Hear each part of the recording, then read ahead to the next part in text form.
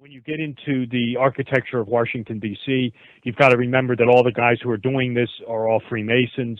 Lon Font, we know at least took the first degree in Holland Lodge in New York. This is the lodge that DeWitt Clinton joined.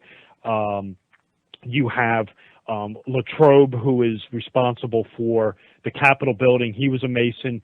Hoban, who was responsible for the White House, he was a Freemason. Robert Mills, who did the obelisk, he was a Freemason. So, I mean, you have Masonic fingerprints all over the place with this. It's not really conspiratorial at all. No.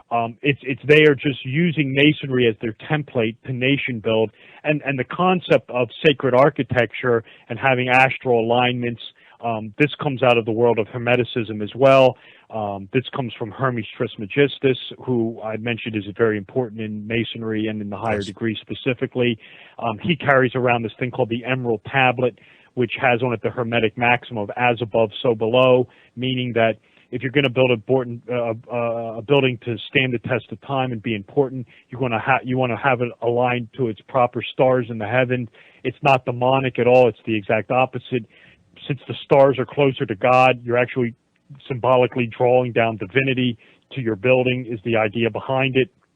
So within the Federal District, you have the Capitol building that has the dome on it. That's a solar reference. And again, this is, the sun coming, the reference to the sun, again, coming out of Blue Lodge Masonry. Dome buildings are the chamber of the sun god Apollo. This comes from the works of Vitruvius. Carried forward in the Renaissance by two architectural Renaissance masters, Andre Palladio and Leon Alberti.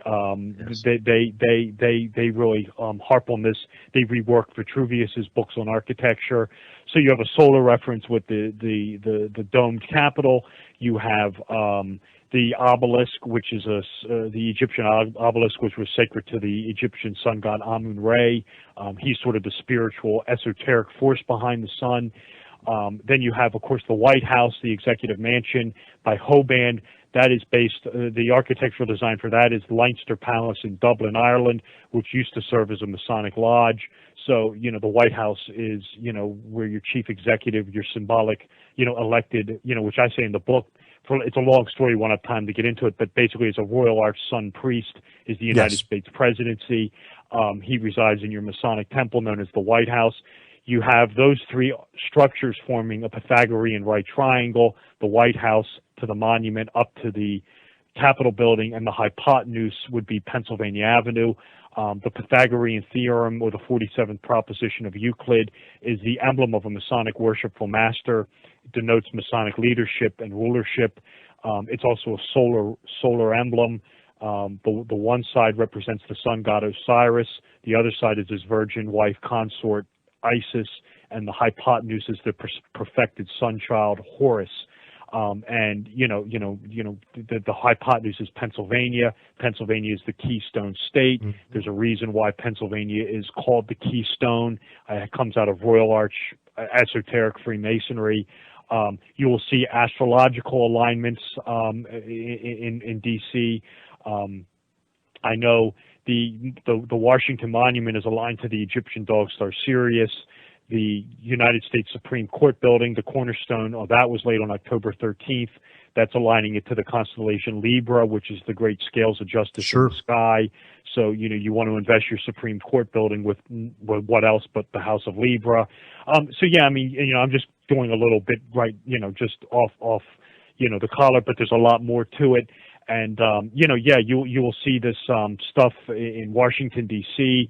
It's actually, believe it or not, the architecture of Mills and Latrobe is paralleled in Baltimore, Maryland, with the Baltimore Basilica and the Baltimore Washington Monument. You will see this esoterica with the dedication of the Erie Canal, which was done with a Royal Arch ceremonial. So, as far as I'm concerned, the United States is one grand Masonic republic, grand Masonic experiment. I was recently asked on a show, do you think they were doing this on purpose?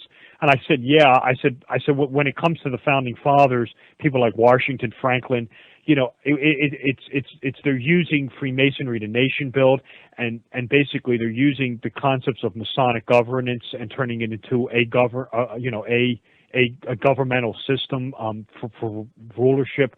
They knew what they didn't want, and they didn't want a monarchy, and they didn't Right. want a Vatican-styled organization where one religion would be exalted over the suppression of others. They knew they didn't want that. So, where else do you turn to? Well, you have Freemasonry, which was very popular in the colonies. It welcomed people of all faith.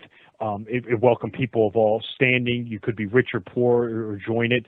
So this was very popular, and they took the tools of Freemasonry, both Blue Lodge and the higher degrees, and basically turned a country into it. Made a country out of it, is for lack of a better word.